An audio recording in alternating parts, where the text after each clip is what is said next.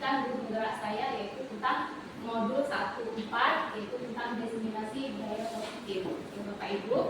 Baik.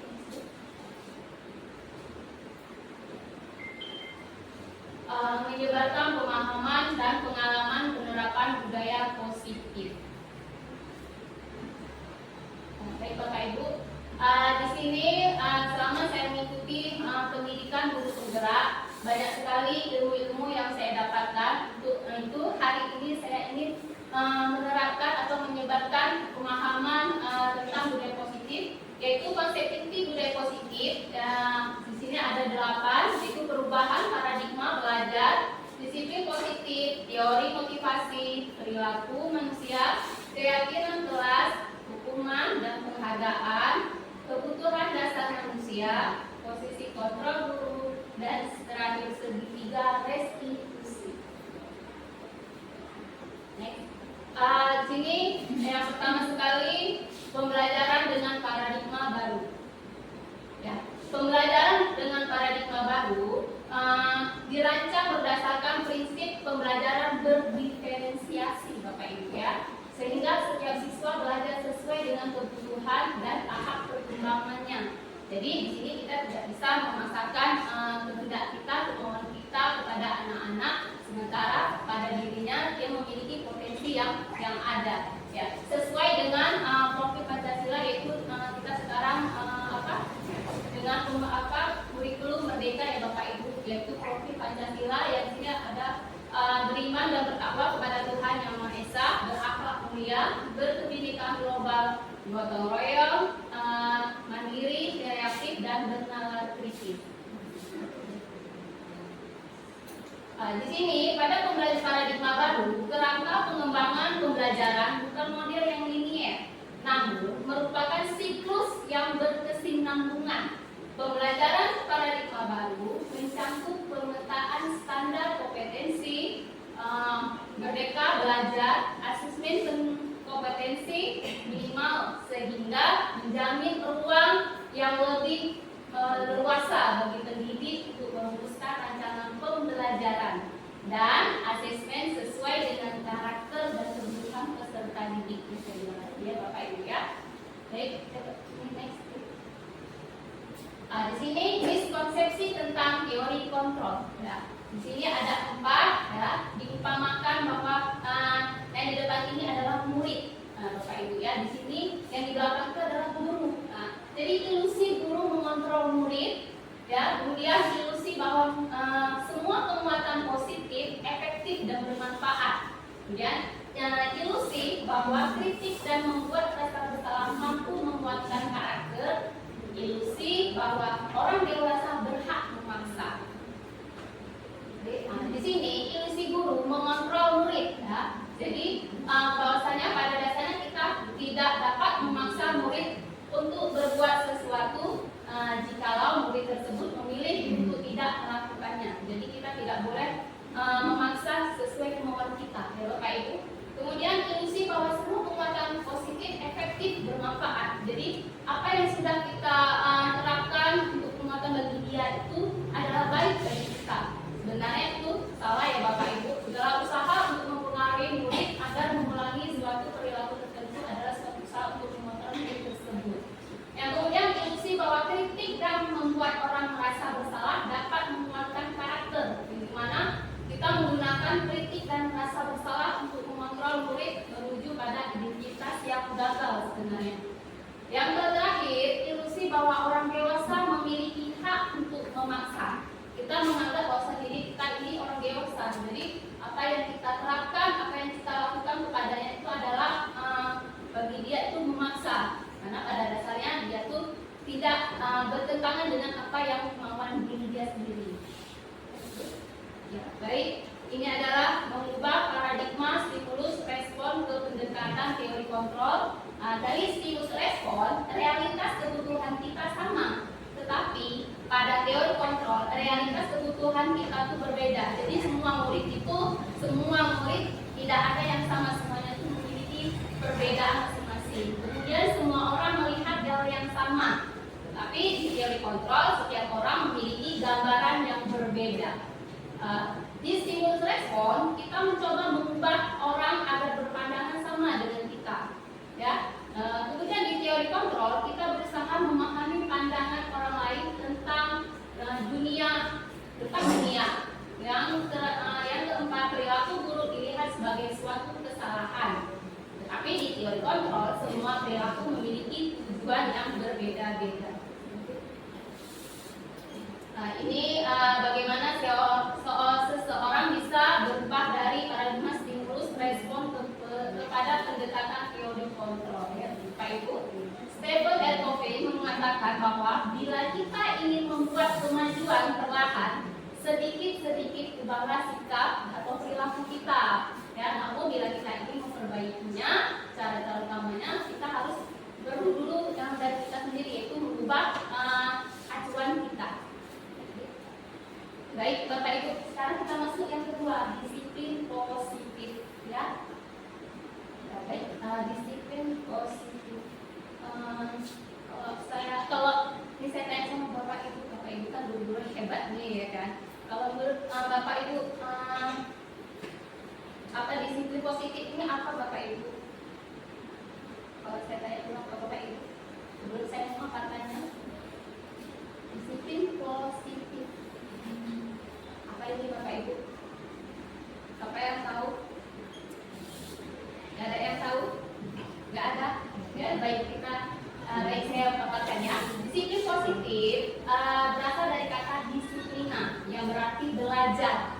Ya, disiplin diri adalah tanggung jawab atas tindakan berdasarkan nilai-nilai yang kita yakini. Ya, disiplin positif adalah penerapan disiplin untuk menumbuhkan kesadaran dan memberdayakan peserta didik tanpa imbalan, ancaman ataupun hukuman.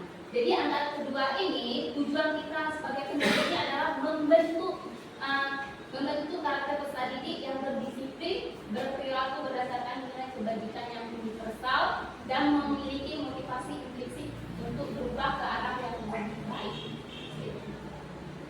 Ini dia, Bapak Ibu, pendekatan disiplin positif, ya, merupakan kemampuan individual pendidik untuk membina mendidik peserta didik secara individual ataupun secara kelompok. Kemudian pendekatan secara individual kelompok perlu mendapatkan dukungan kebijakan dan peran serta kepentingan pemangku kepentingan sekolah. Jadi pendekatan disiplin ini kita bentuk tidak hanya kita saja, tapi kita mengajak pemangku kepentingan sekolah, yaitu kepala sekolah, wakil, ya kan, Bapak Ibu. Tapi kalau di tingkat SMP mungkin ada bimbel, BK. Jadi kita kolaborasi dengan mereka jika ada suatu masalah kendala dalam murid.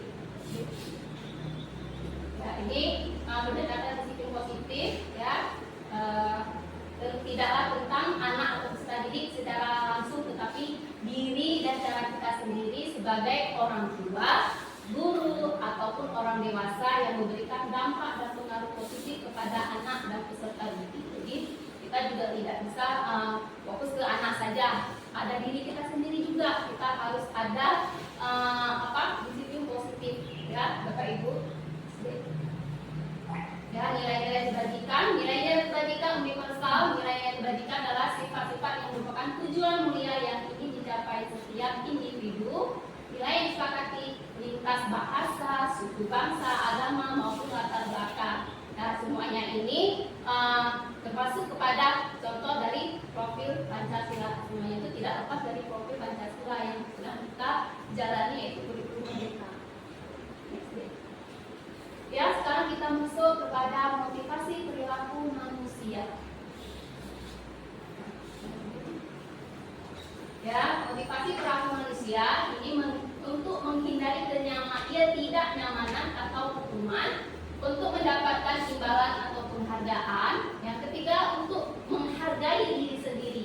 Jadi dari kedua ini, yaitu termasuk dalam motivasi eksternal, Bapak Ibu, ya. Jadi kita tidak kita menghindari hukuman itu tersebut, buat dia merasa nyaman dalam pembelajaran dalam kelas. Kemudian untuk mendapatkan imbalan atau penghargaan, kita boleh memberikan dia imbalan atau penghargaan saja. Dalam pembelajaran ini kita bisa menarik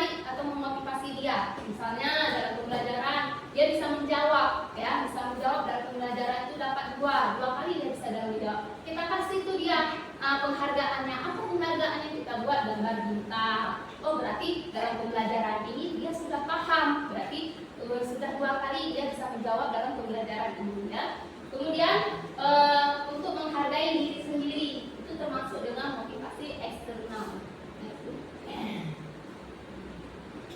Ya, ini motivasi internal, menghargai diri sendiri dengan nilai-nilai yang dipercaya, hindari hukuman dan pemberian penghargaan berlebihan. Jadi kita tidak boleh memberikan dia penghargaan yang terlalu berlebihan, itu membuat dia tidak mau tidak ada keinginan untuk belajar ya. Ya, kita masuk lagi Bapak Ibu kepada kebutuhan dasar manusia. Ya, sebelumnya saya mau tanya dulu kebutuhan dasar manusia. Pasti tahu nih Bapak Ibu, kebutuhan dasar manusia ini apa saja? Makan gitu. Ya, makan, minum, kasih sayang, perhatian, pendidikan. Oke, baik Bapak Ibu, bagus sekali. Ya, kita lihat lagi nih kebutuhan dasar manusia. Ya, kebutuhan dasar manusia yang pertama sekali adalah bertahan hidup. Tentunya ya, kita semua tentunya bertahan hidup. Dari bertahan hidup ini adalah timbul rasa kasih sayang, rasa diterima, penguasaan, kesenangan dan kebebasan. Nah, ini kebutuhan dasar manusia. Kebutuhan dasar manusia adalah segala sesuatu yang kita lakukan untuk mendapatkan apa yang kita inginkan. Ya, seluruh tindakan yang kita lakukan memiliki tujuan dan semua usaha yang kita lakukan adalah dalam rangka kebutuhan dasar kita yang terpenuhi dengan baik dan cukup. Nah, ini tadi Bapak Ibu ada bilang tadi bertahan hidup, bermakan, pakaian, tempat tinggal, keamanan dan kesehatan itu termasuk kepada bertahan hidup. Kemudian ada lagi kasih sayang dan rasa diterima. Rasa diterima, dipedulikan, berbagi, kerjasama menjadi bagian kelompok. Kemudian ada penguasaan. Nah, penguasaan ini di sini ada harga diri, keinginan untuk dianggap, ya, untuk dianggap, memimpin, berprestasi, diakui dan didengar. Jadi pada murid kita pasti ada memiliki kriteria ini ya Bapak Ibu, yaitu harga diri. Jadi janganlah selalu dia ada kesalahan kalau kita membocorkan dia, jangan ya Bapak Ibu ya. Kita buat jangan mempermalukan dia. Kita tanya secara tatap mata berdua saja, di mana di ruangan yang bisa di kantor atau di perpustakaan, dan kita menanyakan di depan teman-temannya, itu akan membuat dia jatuh harga dirinya ya. Ya, kemudian kebebasan di sini mandiri, memiliki pilihan, mencoba hal baru, mampu mengendalikan arah dirinya. Ya, jadi kita berikan kebebasan pada anak. Apa yang kemauan anak, jangan dengan diri kita sendiri maunya kita. Ya. Kemudian kesenangan. Nah, kesenangan ini Bapak Ibu bermain, ya termasuk. Kemudian humor, antusiasme, kemudian tertawa. Kalau hobi itu termasuk mana Bapak Ibu? Kalau hobi termasuk mana? Bertahan hidup. Bertahan hidup dan bertahan hidup sudah masuk pada kesenangan. Kalau senang makan durian, Senang. Hobinya berarti makan durian. ya, ini 5 kebutuhan dasar manusia tadi saya katakan ya, yaitu kebutuhan bertahan hidup, kebutuhan struktural ya. Kemudian kasih sayang dan rasa diterima, yaitu kebutuhan untuk diterima. Kemudian ada lagi penguasaan, kebutuhan pengakuan ya. Kemudian keempat kebebasan, yaitu kebutuhan yang akan pilihan. Yang kelima kesenangan, yaitu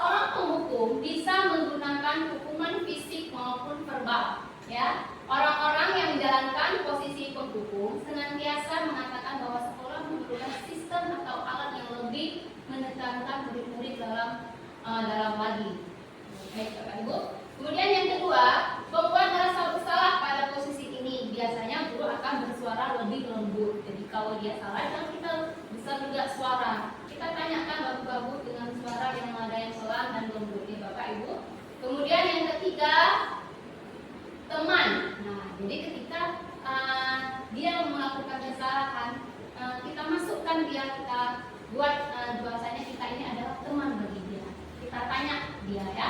Dan di sini teman guru pada posisi ini tidak akan menyakiti murid, namun akan tetap berupaya mengontrol murid melalui persuasi.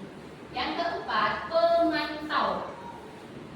Memantau berarti mengawasi. Pada saat kita mengawasi, kita bertujuan atas perilaku orang-orang yang kita awasi. Nah, kemudian yang terakhir, manajer posisi terakhir ya. Manajer adalah posisi di mana guru berbuat salah, berbuat sesuatu bersama dengan murid, mempersilahkan murid bertanggung jawabkan perilakunya. Jadi posisikan di manajer bagi dia. Ini dia, baik Bapak Ibu, agar lebih paham lagi. Ini contoh penerapan 5 posisi kontrol guru. Kasusnya siswa tidak memakai atribut lengkap saat upacara bendera. Ya, ini biasa setiap hari Senin kita selalu mengadakan upacara, ya kan? Kemudian ada anak-anak yang terlambat datang, ya kan? Dulu kita baris, yang terlambat datang baris. Nah, sudah selesai upacara, kita panggil anak-anak itu. Kenapa dia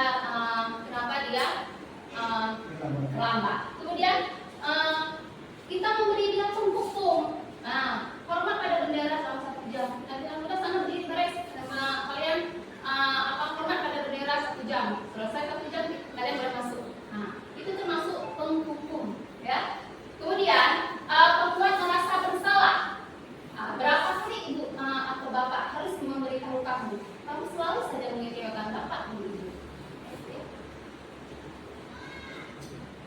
Ini ayo dong ikuti aturan sekolah, ya kan?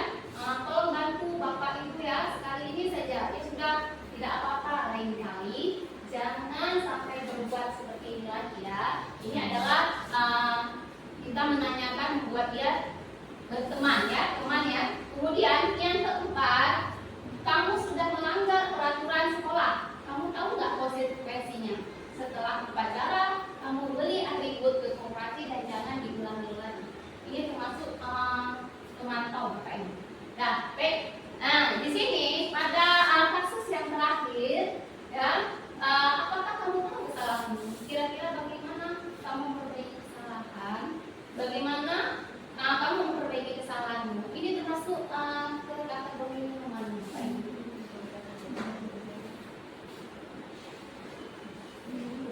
Gimana? Tadi ada pemantau, teman, ya kan? Iya. Baik, bagus sekali Bapak, bagus sekali Bu Fitri. Ini termasuk adalah manajer Bapak Ibu ya. Ini termasuk pada manajer. Baik. Sepertinya sudah ada yang paham nih tentang penerapan 5 posisi kontrol. Dan tadi ada nih. Sini ada pertanyaan Bapak Ibu. Jadi saya mau lihat sejauh mana ibu dan bapak guru sudah paham tentang 5 posisi kontrol ini. Saya kecewa sekali dengan kamu. Nah, ini termasuk apa? Saya kecewa sekali dengan kamu, ya. Merasa bersalah. Kamu tidak pernah benar melakukannya. Merasa bersalah. Ayolah lakukan demi saya ya. Teman. Apakah kamu mau mendapatkan stiker kita hari ini? Mantau, lidah manajer, ini bagus. Bagaimana kamu bisa menyelesaikan masalah ini? Manajer, kamu selalu yang paling terakhir. Kamu tidak akan mendapatkan bintang bila tidak menyelesaikan tugas ini ya. Berapa kali sih saya sudah mengatakan kepada kamu bersalah? Ingat bukan apa yang terjadi, apa yang telah saya lakukan untuk kamu.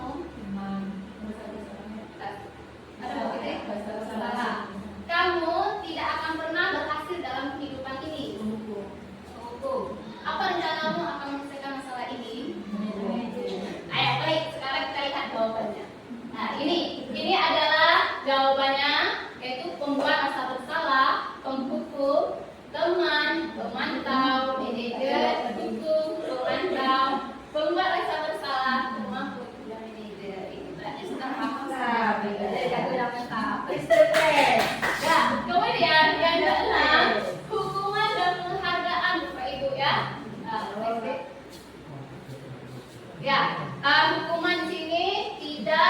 berencana atau tiba-tiba, ya murid tidak tahu apa yang akan terjadi, tidak dilibatkan, bersifat satu arah, berupa hukuman statistik dan ini tidak boleh ya Bapak Ibu ya.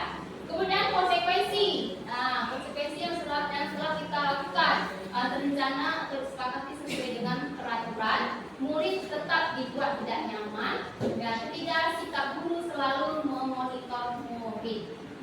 Dalam restitusi, proses menciptakan kondisi bagi murid untuk memperbaiki kesalahan dan proses kolaboratif yang mengajarkan murid untuk mencari solusi sendiri. Nah, ini adalah hukuman dan penghargaan ya Bapak Ibu. Ini adalah pengertiannya. Penghargaan dan hukuman adalah dua aspek penting dalam proses pembelajaran ya. Penghargaan dapat meningkatkan motivasi dan memberikan rasa percaya diri pada siswa. Jadi kita bisa memberikan dia penghargaan supaya menambah motivasi dia dalam pembelajaran. Kemudian hukuman dapat membentuk perilaku siswa agar lebih baik dan mengurangi perilaku negatif. Kalau hukuman boleh nggak kita lakukan? Sebenarnya boleh, ya kan? Itu apa tadi? Untuk memberikan dia memberikan perilaku dia membentuk karakter dia sendiri, kemudian mengurangi perbuatannya yang telah dia lakukan. Ya, oke. Nah, ini mengukur kemajuan penghargaan sebagai bentuk hukuman dapat digunakan untuk mengukur kemajuan dan motivasi seseorang.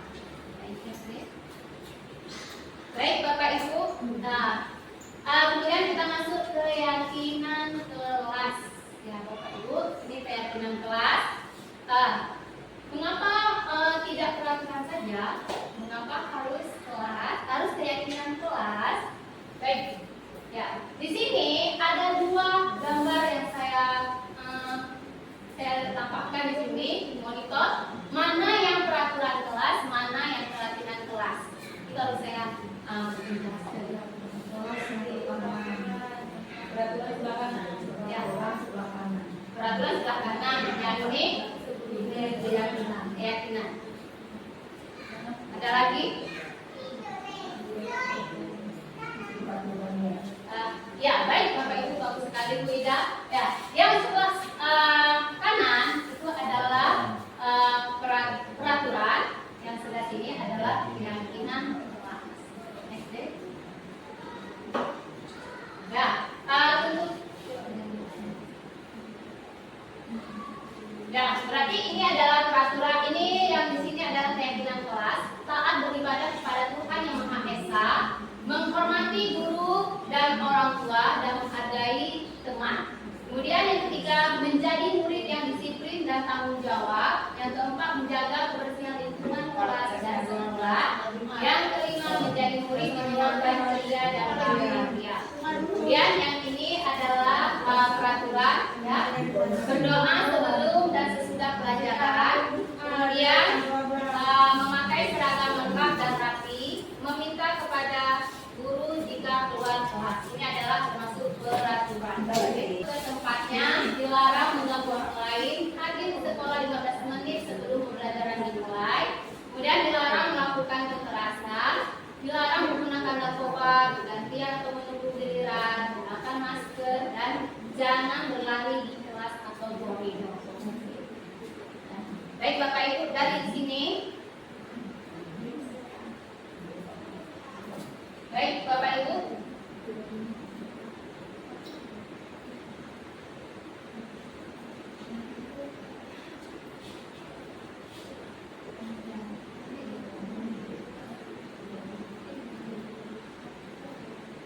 Baik Bapak Ibu, tentukan keyakinan dari peraturan berikut.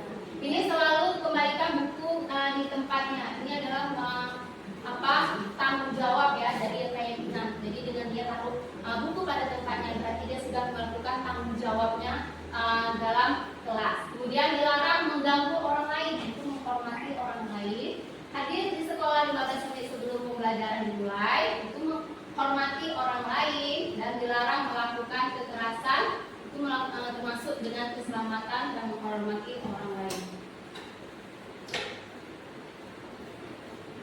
Baik Bapak Ibu, ini ada pertanyaan, coba kita perhatikan. Mengapa kita memiliki peraturan harus menggunakan helm menggunakan mengendarai kendaraan bermotor, polisi ya apa?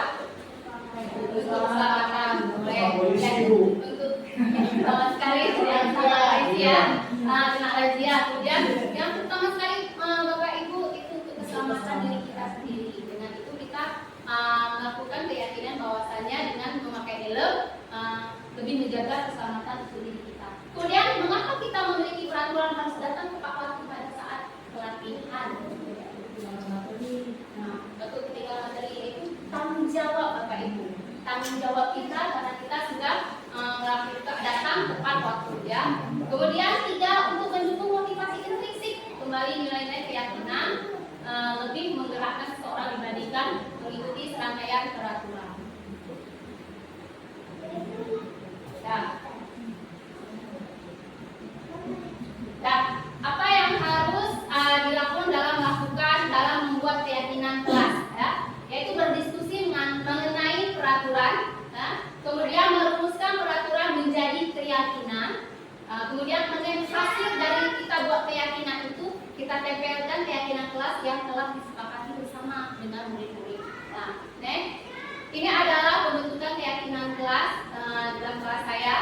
Kemudian ini kita membuat keyakinan kelasnya itu harus bersifat abstrak ya, berupa pernyataan universal dibuat dalam pernyataan positif, sedikit saja ya, sedikit ringkas, yang penting mudah diingat, mudah dibaca dan mudah diterapkan. Kemudian sesuai dengan kondisi kelas ya, dan sekolah sehingga mudah untuk diterapkan dengan murid kita yang ada di SD 15 Tangsel.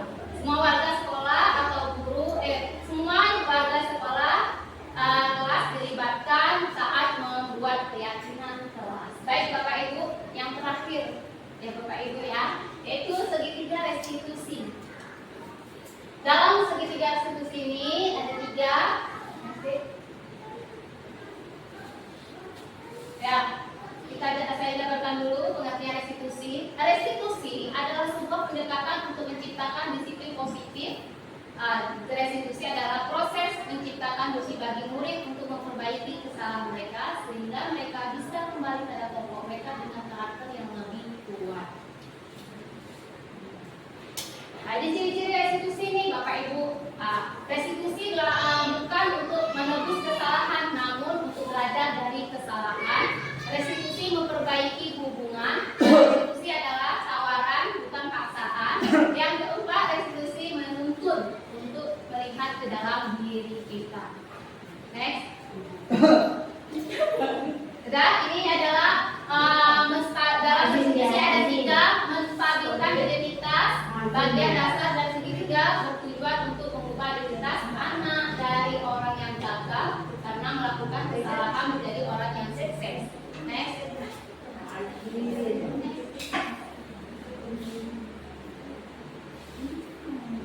Nah, ini adalah contohnya menstabilkan identitas. Berbuat salah itu wajar. Jadi dalam bisa membuat kasus dalam anak, ya, dalam kasus dalam diri anak, kita panggil anak, kita tanya dulu, kita menstabilkan identitas dia, ya. Jangan dia mungkin berantem, kita jangan bertambah-tambah, kita marahin, kita lihat dulu, kita stabilkan identitas dia. Berbuat salah itu wajar. Jadi kita tanya dulu dia, kemudian kita pahami dia bahwa apa yang dia buat itu wajar, ya Bapak Ibu. Tidak ada manusia yang sempurna. Bapak Ibu juga pernah melakukan kesalahan ya. Kemudian Bapak Ibu tidak mau mencari siapa yang salah dalam permasalahan ini. Kemudian ada lagi validasi tindakan. Dalam setiap tindakan kita dilakukan dengan suatu tujuan untuk memenuhi kebutuhan dasar. Ada ya, baik Bapak Ibu, kita lihat lagi validasi tindakan yang salah. Ini dalam salah, kamu pasti punya alasan mengapa melakukan hal itu, padahal kamu bisa melakukan yang lebih buruk ini ya. Nah, ini adalah contoh validasi tindakan yang salah. Kemudian menanyakan keyakinan. Jadi keyakinan itu yang kita